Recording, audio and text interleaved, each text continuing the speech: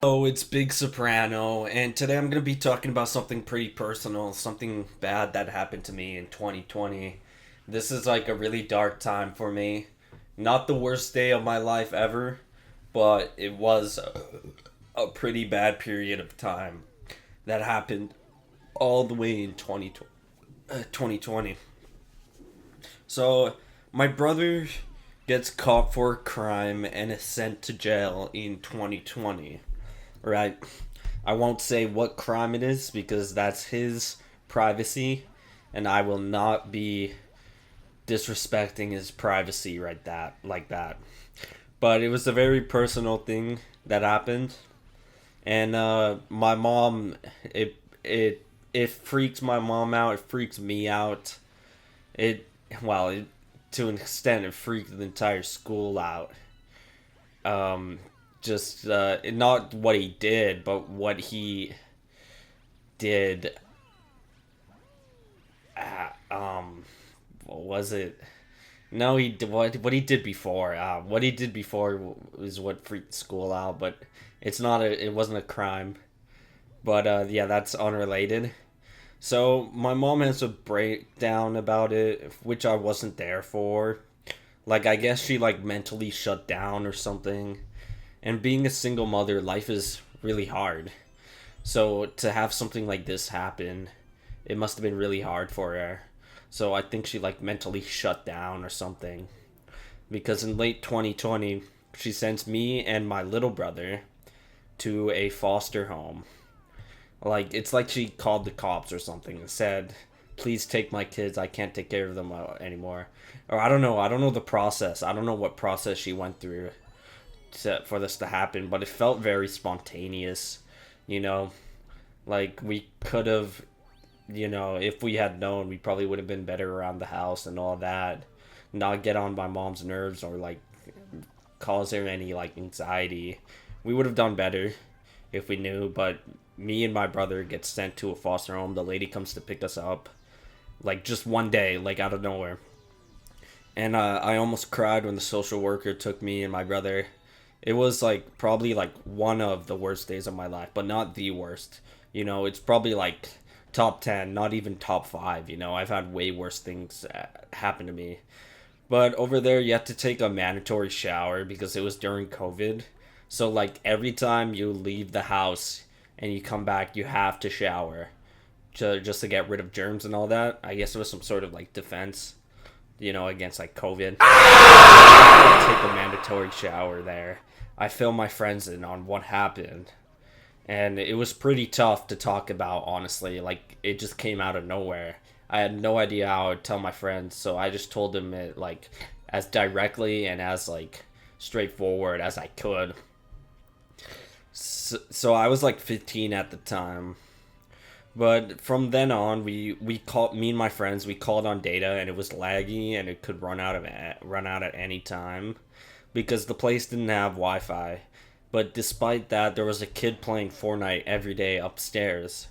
But I never asked for the Wi-Fi, which I should have. That probably would have made my life easier, because all day I would sit in my room on Twitter or Discord. And going to school was the most depressing thing, honestly. Like, I had accounting class, and all this accounting, and I go home to a place that I would never call home. Like, it was really depressing for me. So it was really sad to go to school, honestly, but I still went anyways. In accounting class, I didn't make any friends until the last few weeks, and they made things more fun despite my situation. And one day at the foster home, they made butter chicken homemade, and I really enjoyed it. So that was like one good thing out of just like a whole period of shit. And the way it works is that the people there are workers, not like a foster family. So they get paid to like sleep there every night, and then they would like switch workers and all that. I had a nice worker who would take me to doctor appointments, and the other would take me to school every day. They even picked me up from school. But overall, I was very depressed. Like, it was a pretty bad point in my life. I was at the point in my life before that where everything I did felt like some sort of, like, really good vibe and felt very euphoric in a good way. Like, I don't know, I could never go back to it now. Like, I could never feel that again because, like, it felt very euphoric. Like, the Japanese band, the Fishmans, would make me feel euphoric and happy. Like, euphoric in, like, a very good way. Like, I felt very good.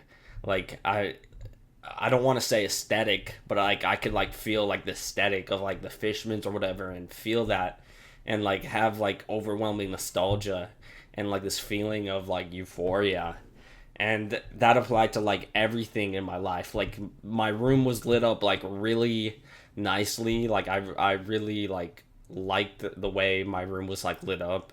I liked the video games that I played, and I especially the music. I loved the music that I would listen to and the feelings I would get. But after I got drafted to the foster home, I never felt those feelings ever again. Eventually, me and my brother leave the foster home to stay at my aunt's, the one who was kicking me out for not having a job years later. And I was still not having it at my aunt's. It was 2021 and I was still not at the one place I call home. So I would have a mental breakdown, listen to Waltz 2 by Elliott Smith on loop. And like I loved Elliott Smith at the time. He felt the way I felt at the time, and like his music, like it really like resonated with me at the time because it was such a terrible time I was going through. So his music was like really sad to me. And his music is really, really good. Like I loved Elliott Smith at the time. He's the most tragic figure in music because he killed himself. And it was really sad. I didn't even know he died until after I started listening to him because my friend posted it on his story. But yeah, he's a really tragic figure. He was abused at an early age. And like I just felt like him and like his music resonated with me at the time. I would always listen to Waltz 2 by Elliott Smith on loop. Like, I didn't even turn it off when my favorite uncle came to check in on me because I was suicidal to my mom. And he's a very caring guy. He knew what I was going through and brought me butter chicken. It was very cool of him to do that. I guess, like, those, like, few months was, like, a period of butter chicken because butter chicken was so good. But eventually me and my friends would get to calling again after I leave the foster home. But every time we play a game on Switch, like at the time, the recent release of Super Mario 3D World plus Bowser's Fury, my Switch console would lag out the whole game session. So the whole time I blamed my internet for the reason of lag, but it actually turned out to be my Switch Wi-Fi card being fried or something because I set the MPU to 1500 or something.